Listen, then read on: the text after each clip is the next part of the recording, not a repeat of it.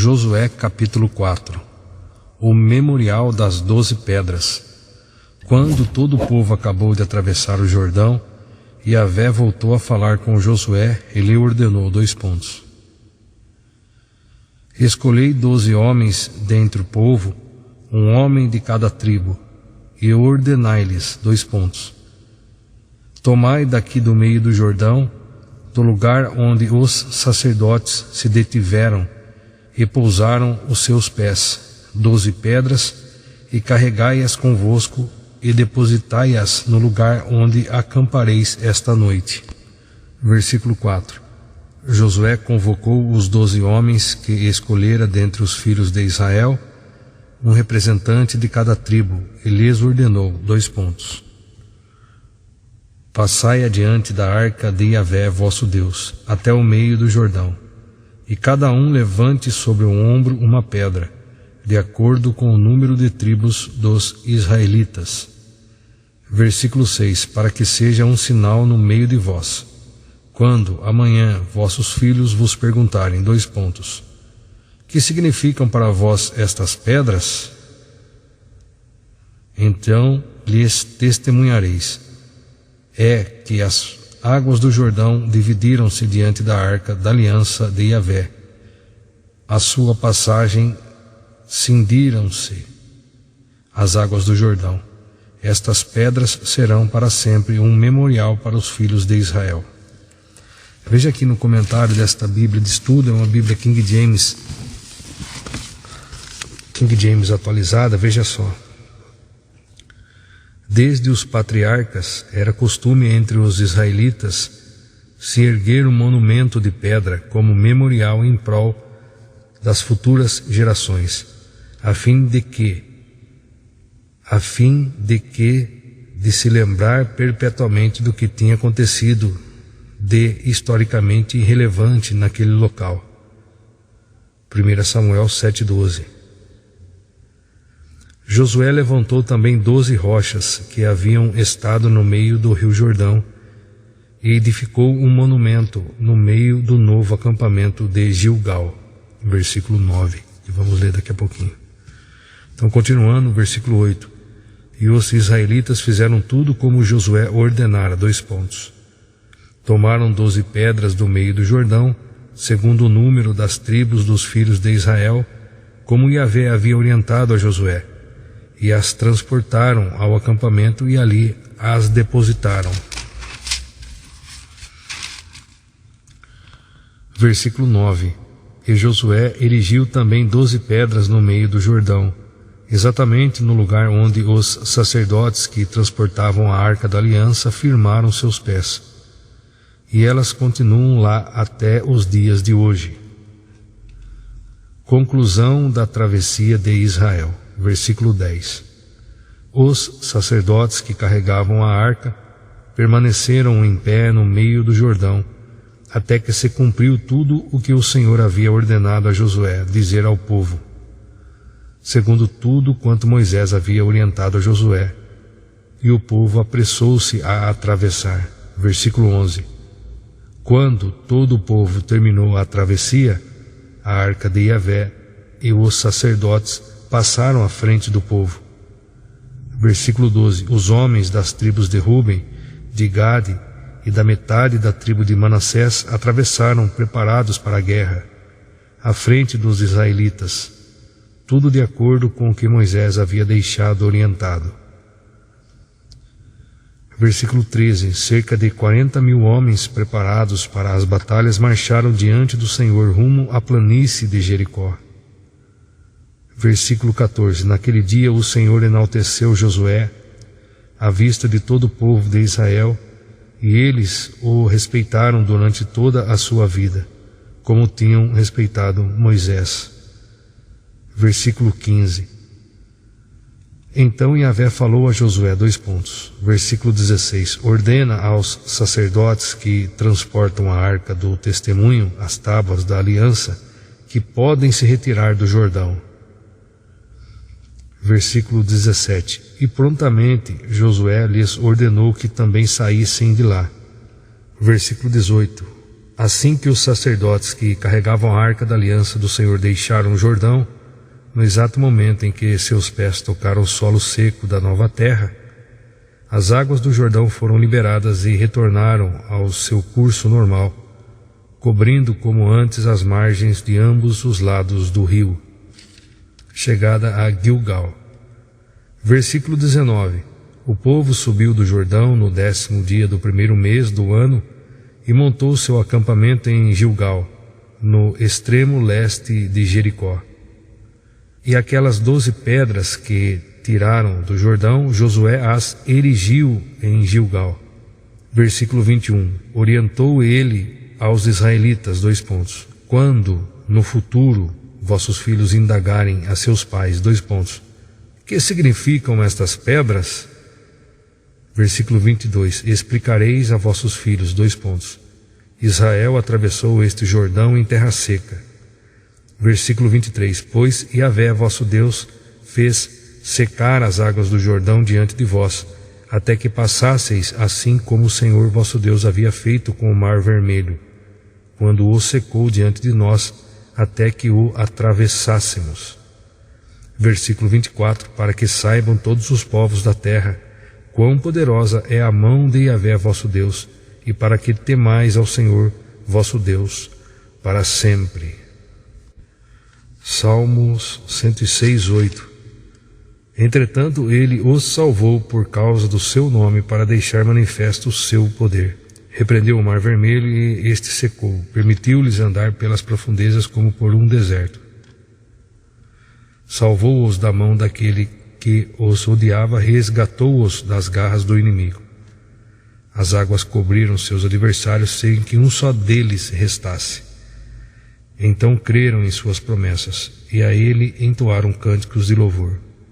Veja no comentário, nós estamos com a Bíblia King James atualizada, uma Bíblia de estudo. Eu vou ler esse comentário aqui do Salmo 106.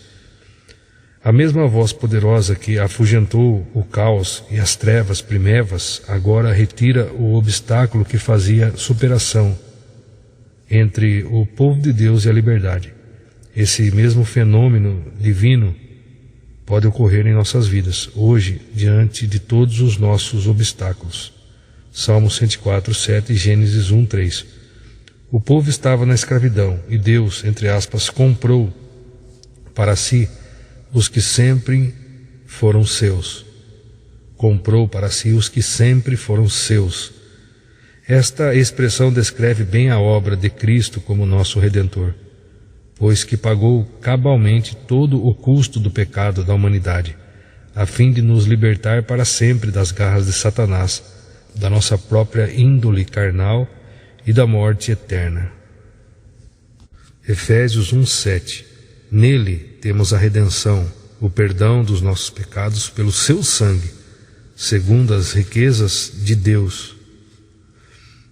Veja só aqui no comentário, Paulo usa um exemplo bem dramático e conhecido dos Efésios. A redenção era uma prática jurídica greco-romana. Deixa eu ler aqui para o melhor entendimento a partir do versículo 3. Bendito seja o Deus e Pai de nosso Senhor Jesus Cristo, que nos abençoou com todas as bênçãos espirituais nas regiões celestiais em Cristo. Versículo 4. Portanto, Deus nos escolheu nele antes da criação do mundo para sermos santos e irrepreensíveis em sua presença. E, em seu amor, nos predestinou para sermos adotados como filhos por intermédio de Jesus Cristo, segundo a benevolência da sua vontade.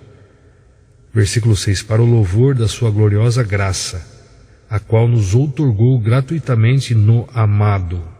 Com letra maiúscula aqui, amado. Versículo 7. Nele temos a redenção, o perdão dos nossos pecados pelo seu sangue, segundo as riquezas da graça de Deus, e que ele fez derramar sobre nós com toda sabedoria e entendimento, e nos revelou o mistério da sua vontade de acordo com o seu bom propósito que ele estabeleceu em Cristo. Isto é, de fazer convergir em Cristo tudo quanto existe, todos os elementos que estão no céu como os que estão na terra, na dispensação da plenitude dos tempos. Veja só aqui, Paulo usa um exemplo bem dramático e conhecido dos Efésios. A redenção era uma prática jurídica greco-romana, por meio da qual alguns escravos ganhavam a liberdade mediante o pagamento de certo valor como resgate. Semelhantemente, o resgate necessário para a libertação dos pecadores da pena de morte pela desobediência à palavra de Deus e sua consequente sucessão de pecados, Gênesis 3, Gálatas 3:13, era o improvável e alto custo do derramamento de sangue. Era o improvável e alto custo do derramamento do sangue de um humano sem pecado. A única alternativa de Deus é enviar-se à terra na pessoa humana de seu Filho Jesus, que sem pecado algum entregou sua vida em sacrifício eterno pela redenção de todos quantos creem no poder remidor do seu sangue na cruz do Calvário. 1 Pedro 1, 18 e 19. Porquanto estáis cientes de que não foi mediante vós valores perecíveis, como a prata e o ouro, que fostes resgatados do vosso modo de vida vazio e sem sentido, legado por vossos antepassados, mas fostes resgatados pelo precioso sangue de Cristo, como de cordeiro sem mácula ou defeito algum. Aqui está nos encorajando uma vida santa.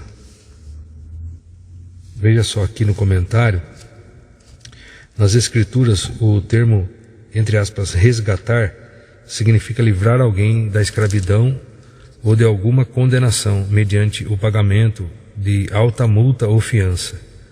No mundo grego, os escravos podiam ser redimidos por fiança ou substituição por outra pessoa com características físicas e intelectuais semelhantes.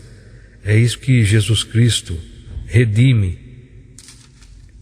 É assim que Jesus Cristo redime os crentes da condenação da lei, Gálatas 3:13, bem como de toda a maldade que tanto assedia o ser humano em sua jornada sobre a terra, Tito 2:14. Não há moeda ou bens suficientes para o pagamento desse resgate.